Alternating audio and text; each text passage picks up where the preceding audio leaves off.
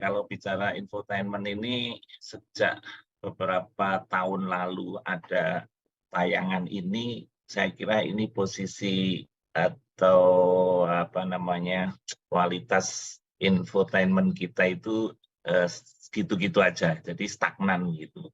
Dalam arti secara kualitas tadi sudah disampaikan ke kita semua oleh Mbak Prima bahwa banyak tayangan infotainment itu yang cenderung negatif. Nah, ini yang sebenarnya kita sayangkan ya, bahwa munculnya program infotainment itu sebetulnya tentu saja didasari oleh tayangan yang tidak sekedar menghibur, tetapi yang informatif. Yang informasi, yang memiliki konten-konten informatif yang tentu saja yang diharapkan adalah positif. Nah, ini yang kemudian melenceng dari tujuan awal, bahwa tujuan media itu selain to inform dan to entertain, itu yang lebih penting ini adalah bagaimana tayangan itu bisa to educate, bisa mengedukasi, mendidik pada masyarakat. Nah, inilah yang kemudian dilupakan dalam konten dan konteks informasi. Nah, tentu saja informasi yang diharapkan adalah informasi yang positif, yang educate, yang mendidik. Nah, inilah yang melenceng. Sehingga hampir setiap tahun UIN Sunan Kalijaga melakukan riset tentang indeks kualitas program siaran televisi bekerja sama dengan KPI Pusat dan KPID tentu saja, ini satu paket begitu.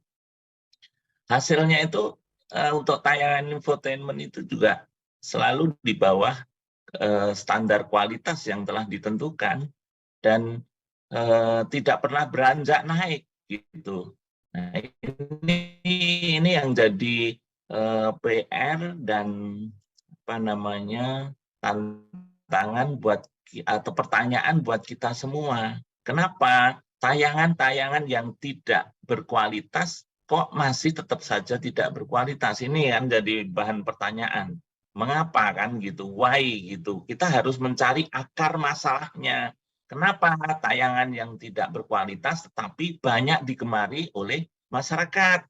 Nah, beberapa hipotesis nanti bisa saya sampaikan, tapi ini apa namanya sebagai pemantik diskusi awal saya sampaikan bahwa standar kualitas dari kategori infotainment dari hasil riset yang kita lakukan itu selalu tiap tahun menunjukkan di bawah standar, ya. Yang seharusnya infotainment diharapkan itu bisa memasukkan nilai-nilai edukasi yang positif pada masyarakat. Kenapa? Karena sebetulnya media itu punya peran besar, peran positif yang memiliki pengaruh yang signifikan terhadap perubahan sikap, perilaku, dan satu lagi budaya masyarakat.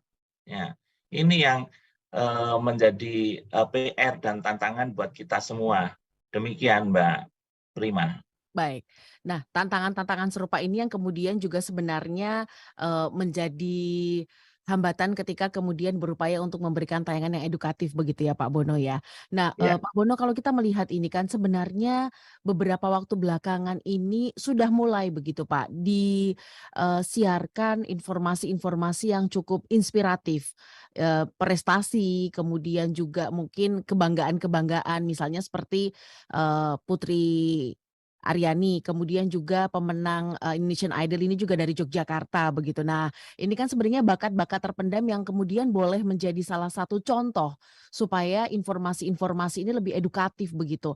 Nah, apakah kemudian juga perlu ada dorongan yang lebih ini bagi para, pelaku media begitu Pak Bono untuk kemudian juga tayangan-tayangan seperti ini sebenarnya yang lebih lebih, bermakna begitu bagi masyarakat luas. Dari kacamata Pak Bono serupa apa ini, Pak? ya betul, Mbak Prima. Makanya sebetulnya ini tantangan buat kita semua ya, baik dari pengelola media yang selaku produsen program siaran, Ya. kemudian juga pemerintah dalam hal ini yang membuat regulasi atau regulator yang bisa diwakili oleh KPI dan juga mungkin KPID ya untuk tayangan-tayangan lokal itu.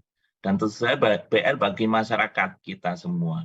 Nah, apa yang kita saksikan bersama akhir-akhir ini dengan viralnya Putri Aryani ya di ajang Amerika Got Talent ini sebetulnya ya.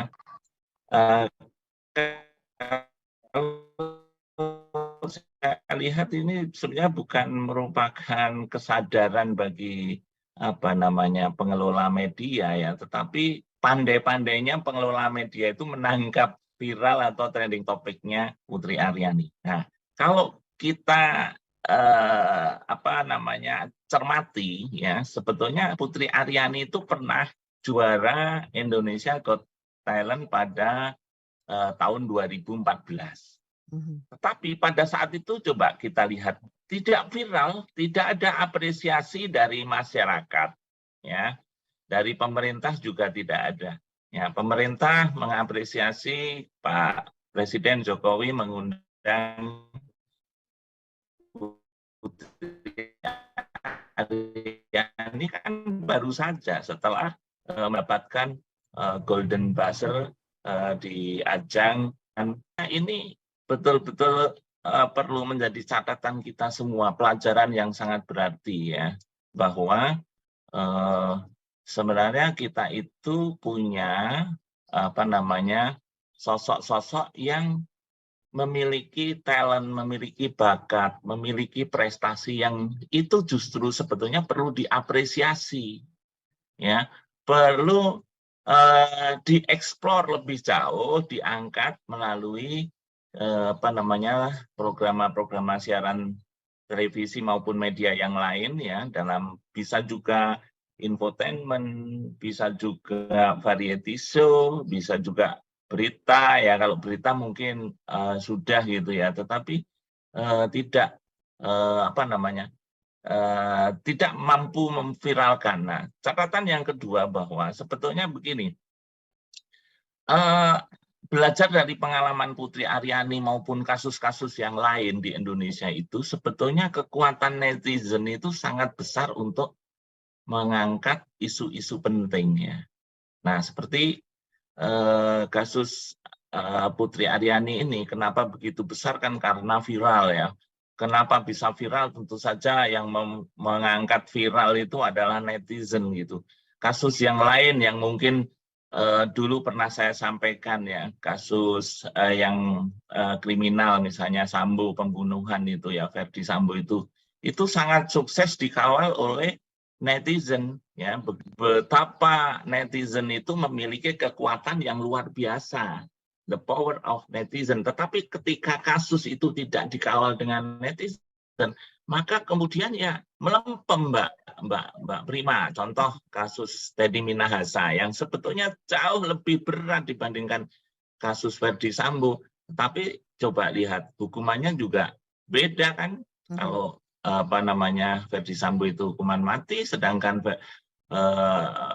Teddy Minahasa yang harusnya itu dia juga hukuman mati karena Verdi Sambo yang membunuh satu orang saja hukuman mati. Ini Teddy Minahasa itu kalau seorang ahli itu menjelaskan, Mbak, ya, saksi ahli itu mengatakan sabu narkoba yang dijual belikan Teddy itu senilai dengan untuk membunuh 5 juta orang. Jadi mestinya ya juga hukuman mati. Tetapi kenapa? Karena the power of netizen. Nah, disinilah sebetulnya pentingnya juga netizen untuk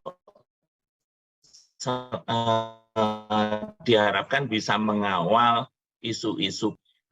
Di sisi lain ya, pentingnya juga literasi masyarakat, supaya masyarakat kita itu masyarakat yang lebih cerdas dengan memilih tayangan-tayangan yang sehat, yang berkualitas. Nah, dengan begitu, tayangan-tayangan yang atau program-program siaran yang itu di bawah standar kualitas akan ditinggalkan secara otomatis. Nah, itu Mbak, saya Baik, kira. baik Pak Bono.